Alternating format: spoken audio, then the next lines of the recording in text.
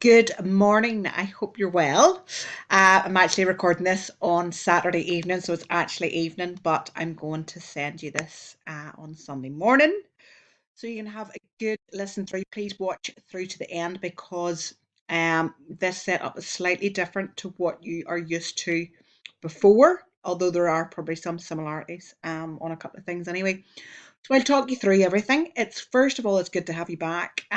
Cheryl's also back with me as well. She's been back for the past 4 or 5 weeks.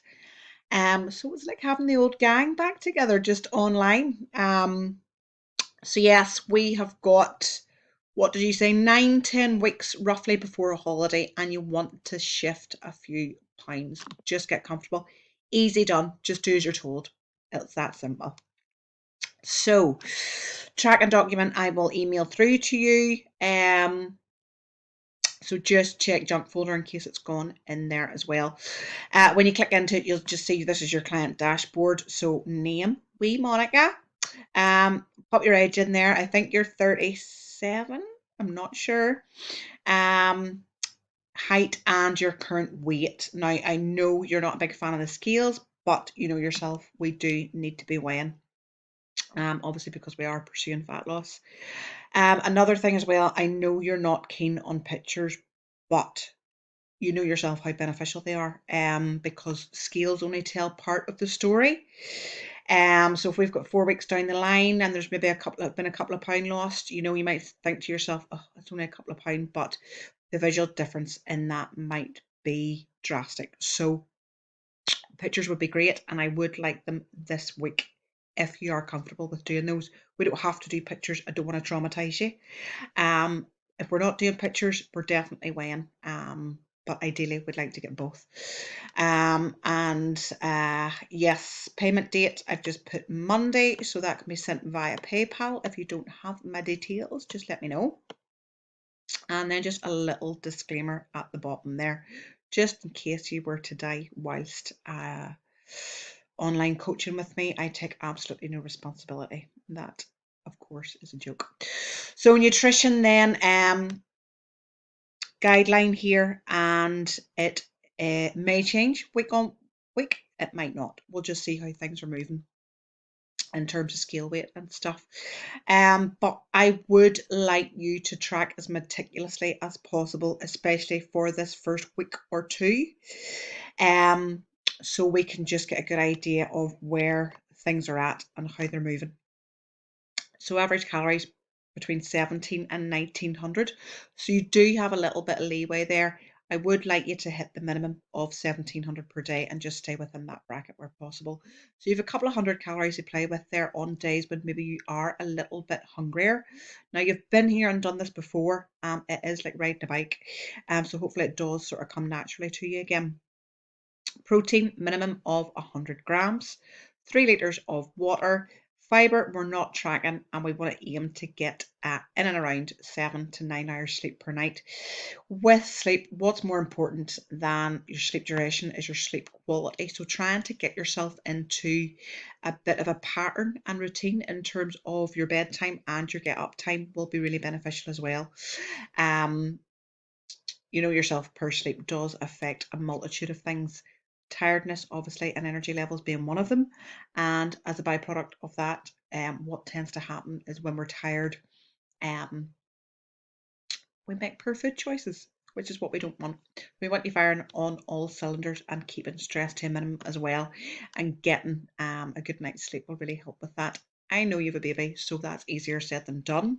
It's just trying to do your best. So some non-negotiables, Monica, eating frequent meals every 3 to 4 hours approximately. This will just keep energy levels consistent throughout the day as well.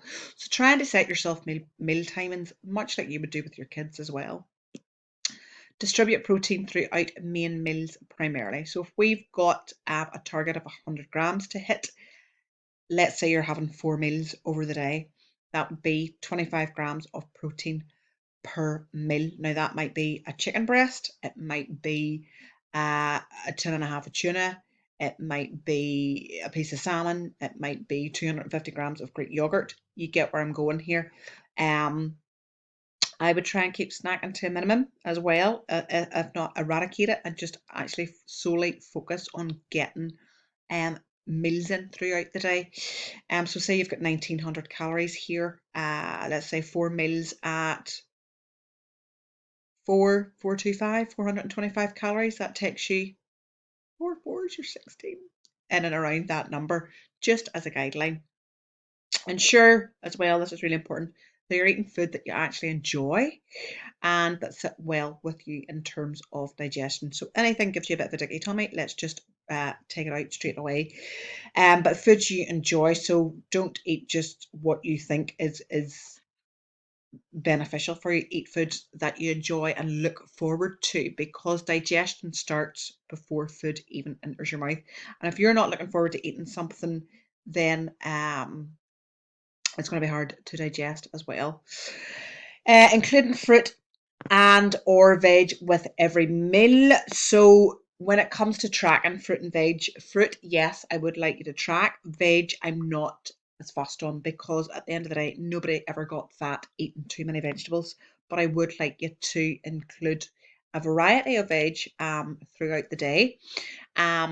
Because obviously it's very, very, very nutrient dense, and it will help keep you fuller for longer, and it'll really help bulk out your meals and stuff as well. Sit down to eat meals away from distractions where possible. Take your time when eating and chew thoroughly. Again, this helps aid digestion. And prioritize meals over snacks. Not to say that snacking is bad, but do obviously prioritize your meals.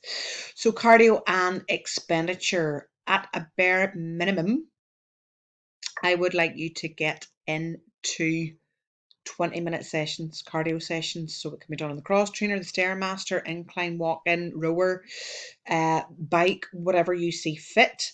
If that is not possible, aim to do what you can.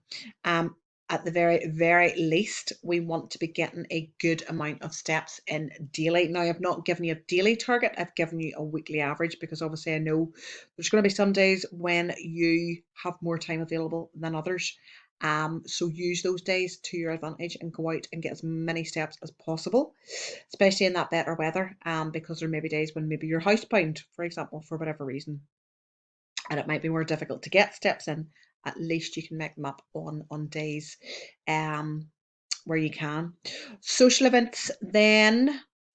So please list any upcoming social events that you may want to plan around. For example, if you've got a birthday party to go to, holiday, obviously we're planning for that, but you can pop the date in there that you go on that. So just the date and the occasion itself. Supplement list then. Now, I'm not saying you have to go out and buy these, but I do recommend that everybody takes these, whether you train or not. So you've got name of the supplement, dose, timing, why you should be taking the supplement, and a purchase link, but shop around in case you do get it cheaper elsewhere. Nutritional guidelines, then you will have seen this before. So some tips, some protein, carb, and fat sources that you do want to include in your diet are all extremely nutrient dense, so get familiar with those. And then a little bit about fiber as well. Some meal ideas there, so you can take inspiration from these, or you can put your own spin on them. And then the most important part is your weekly check-in sheet. So this will be different to what you've seen before. So come the start of every week, what I want you to do is set your intentions. So use that box below to list your intentions for the week ahead.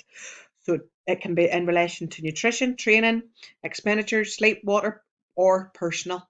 So it's really, what do you aim to achieve this week? So I want you to get into the habit of filling this out at the end of every single day. So you'll obviously pop in the date there. When I would like you to get a minimum of 2 weigh-ins for me throughout the week. So obviously we focus on your weekly average. We want to see that trending down. Fluctuations in scale weight throughout the week are perfectly normal. So we just focus on the average. If you can weigh in pounds for me as well, that would be great. So just keep your method of weighing the same. So similar time each morning, same scales. Before you've had any food or fluid intakes, both things can manipulate scale weight. After you've been to the toilet, preferably, that might not always be possible, and nude is always better. So in the buff. So you'll go into average, and these are all just drop down lists. So if it's great, average, or poor. Your recovery, so how you feel in general. One, if you feel like absolute dog shit, you're at death's door. Or 7, you feel great, no issues, no pains, no niggles, anything like that. Energy levels the same, so they'll be rated high, average, or low. Same with mood and same with stress levels. And then in here, you'll pop in any current illness or injury, which hopefully will be none.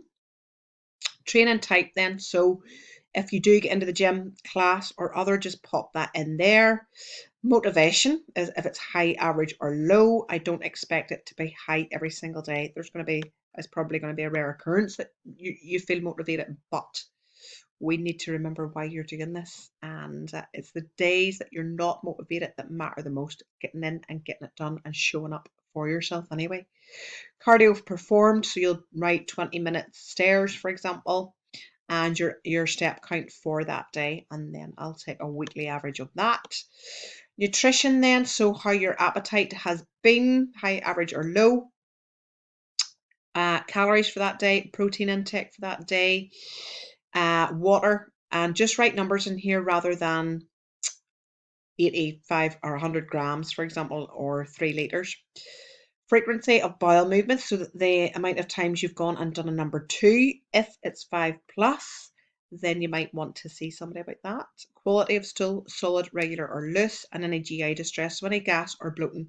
And these 3 questions can tell me a lot about your digestion. I'm not just being a nosy bitch. Menstrual cycle then, so if you don't currently track your period, I would suggest downloading the free version of Flow app and keeping an eye on that, and then just letting me know when you're on your period, when you're ovulating, things like that, because that can affect mood, energy levels, and all the rest, as you know. And then caffeine intake. So caffeine intake we want to keep to a minimum. Something that we do want to be aware of, because obviously it does affect your sleep. So I do want you to have a cut-off point in the afternoon, no later than 2 o'clock. Anything after that, decaf, teas, whatever, knock yourself out. But caffeine, energy drinks, coffee, pre-workouts, things like that, do try not to have after 2 o'clock in the afternoon. Caffeine does have a half-life of at least 6 hours. So while it might not affect you getting over to sleep, it will affect your quality of sleep. And quality of sleep is the most important thing. So just something to be aware of. So you'll do that at the end of every day. It will literally take you 2 to 3 minutes, but I want you to get into the habit of doing it at the end of every week then. So your check-in will be on a Monday. I do all check-ins on a Monday evening. So say this will all be filled out come the end of Sunday evening, and then you'll just write in a summary of your week. So as much detail as possible as to how your week has been, and that's covering all areas. So your training, your cardio, your mood, everything, how you're feeling, nutrition, etc., etc. Any questions and whatnot that you have for me, that will come to me. You don't need to send me anything. I can see that on my side, and I'll give you feedback from there, make any changes, and we go again that following week.